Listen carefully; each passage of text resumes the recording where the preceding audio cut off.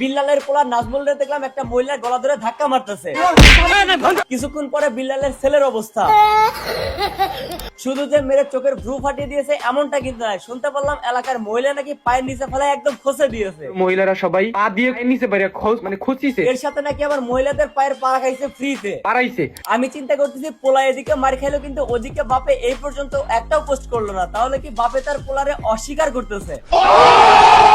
মাত্র 165 টাকা মুদি দোকানের বাকির বিল দিতে পারে না, তারে আপনারা লক্ষ লক্ষ টাকা পাঠাচ্ছেন অন্য মানুষকে সাহায্য করার জন্য। সেটা তো আপনাদের পাঠানো উচিত। 165 টাকা আমার থেকে পাইতো, সেই টাকার জন্য সেই টাকা চাওয়ার জন্য মহিলা দোকানে গিয়ে গলা ধাক্কা খাইতে হইলো। ওর নিজের পেজে নিজে আপলোড করা এই ভিডিওটা, অথচ একটু পরে এসে বলতেছে সে নাকি কারো গায়ে হাত দেয় নাই। এখানে আমি কারো গায়ে হাত তুলিনি। হাত দিছস কি না দিছস ওইটা তো ভিডিওতেই প্রমাণ হয়ে গেল, কিন্তু একটা কথা বলতো ভাই, তুই নাকি মানবিক কন্টেন্ট ক্রিয়েটর, তাহলে এইগুলা কি দোকানদারি করে কিভাবে আমি দেখবো? এইরকম থ্রেড আমি দিতে দিয়েছিলাম লাস্টার মোহাম্মদপুরের এক টোকাই রে, তারপরে যা মার খাইলো একদম সেম তোর মতো মার খাইছে ভাই। এরপরে আমাকে কিভাবে মারছে একটু দেখেন। ঠিক মানে ও কি যে শান্তি লাগতেছে ভাই, আমি বলে বিশ্বাস করতে পারবো না। তবে এর থেকেও বেশি শান্তি লাগবে যখন ও বাপ ছেলের সহ একসাথে এমন কালানি খাবে। 165 টাকা দোকান বাকি দিতে না পেরে মাইর খাইলো হচ্ছে বিল্লালের শিষ্য। ঘটনা বলার আগে আমি আপনাদেরকে ক্লিয়ার করে নিতে চাই, এই নাজমুল তার ভিডিও কমেন্ট বক্সে নিজে হাতে লিখেছে এই দোকানের সাথে তাদের পারিবারিক সূত্রে ঝামেলা, যার কারণে সে মার খেয়েছে, কিন্তু ভিডিওতে এসে বলতেছে দোকানের সাথে নাকি তার ভালো সম্পর্ক ছিল। তো এখানে যে দোকান আছে দোকানদারের সাথে মোটামুটি ভালো একটা সম্পর্ক। চিন্তা করবেন না, ও কথা গুয়া দিয়ে বলে।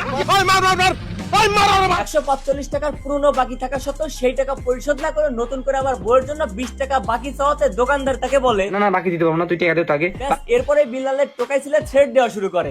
দোকানদারি করে কিভাবে আমি দেখবো? এই থ্রেডের পরে একদম দিছে থোড়া মোদা ফাটায়া। দোকানের ভিতর থেকে আমি বাইরে দাঁড়াইছিলাম, ওখান থেকে মারে। দোকানের ভিতর থেকে বাইরে দাঁড়াইছিলি, তা মারলো কিভাবে? না মানে আটা খাইছস নাকি ভাই? কি বলো উল্টা পাল্টা এগুলা? যে আমি দিতেছি একটু পরেই উনি নিবে না, বলছে তোর কানে ভরে একটা চট দিয়ে মানে দোকানি হের কাছে টাকা চাইছে আর হে বলছে দিতাছি একটু পরে, কিন্তু দোকানি রেগে গিয়ে বলছে তোকে একটা সর মাইরা দিব। মানে কি লজিক রে ভাই, এটা কেউ বিশ্বাস করবে? আগে তো নিজে থ্রেড দিলি, নিজে মারলি, তারপরে আবার ছোট ভাইরে দিয়ে মারাইলি।